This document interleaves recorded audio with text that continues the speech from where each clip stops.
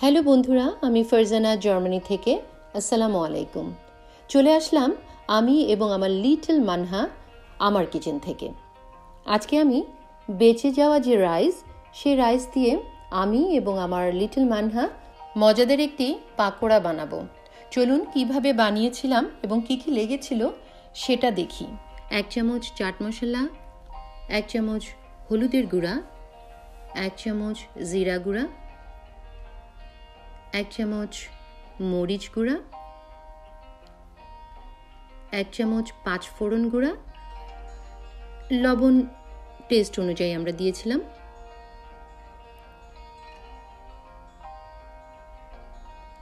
সামান্য পরিমাণে গোলমরিচ গুঁড়া আমরা দিব স্বাদ অনুযায়ী। তারপর আমরা দিব হচ্ছে একটা ডিম দিয়ে দিব।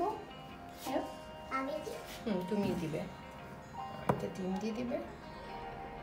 ওই বড়টাতে একটা ডিম নিয়ে করো।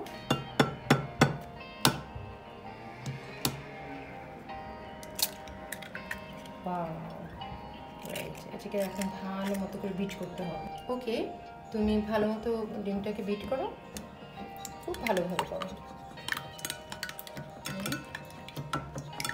যত ভালোভাবে বিট করবে ততই মনে হয় টেস্টি হবে, নাকি? Yes. Yes.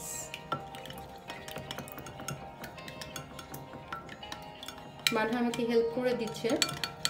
ও বলেছিলাম যে ওর শখ মাঝে মাঝে আমার সাথে একটু রান্নাবান্না করতে, যেহেতু আজকে এই পাকোড়াটা বানাবো একটু ডিফারেন্ট টাইপের, তো ওরও ইচ্ছা যে ও আমার সাথেই একটু হেল্প করবে।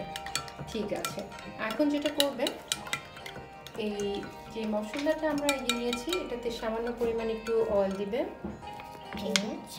হ্যাঁ, দাও।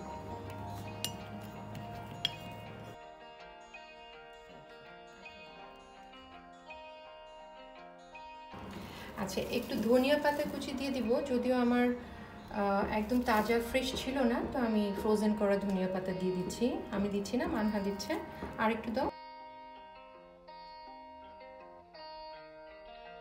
যেটা আস্ত জিরা সেটাও আমরা দিয়ে দিব একটু। খুব সরি, পড়ে গেল।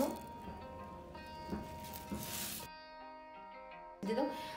মানহা কাঁচামরিচ খায় না দেখে আমরা কাঁচামরিচ দিব না। আপনারা যদি মনে করেন ঝাল পছন্দ করেন তাহলে অবশ্যই কাঁচামরিচটা দিয়ে নেবেন। আর 1 কাপের মতো বেঁচে যাওয়া যে রাইস সেটা দিয়ে দিচ্ছে মানহা ফেটানো ডিমের সাথে, এবং যে মশলাটুকু বানিয়েছিল মানহা সেটার সাথে দিয়ে ভালোভাবে মেখে নিয়েছিলাম।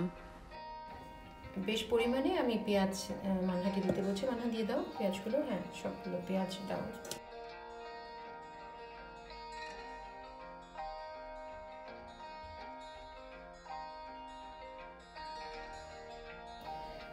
আমরা এখানে একটু লেবুর ব্যবহার করব। এই লেবুটা মানহা দিয়ে দিবে। মানহা দিয়ে দাও একটু, টেস্ট অনুযায়ী। হ্যাঁ, টেস্ট অনুযায়ী এই লেবুটা আমরা দিয়ে দিব এখানে।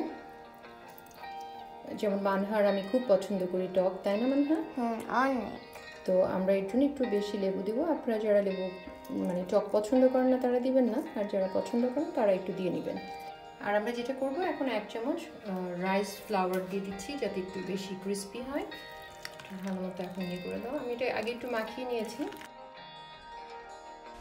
পরবর্তীবারে 1 চামচ বেসন দিয়ে ভালো মতো মাখিয়ে নিয়েছি। এরপরে যেটা করেছিলাম, ছোট ছোট করে তেলে ফ্রাই করে নিয়েছিলাম এবং ব্রাউন হওয়া পর্যন্ত অপেক্ষা করেছিলাম। তো বন্ধুরা, আমার পাকোড়া বানানো শেষ হয়ে এসছে। আমি এখন সুন্দর করে পরিবেশন করে দিব। তো আশা করছি আপনাদের এই পাকোড়াটা ভালো লেগেছে।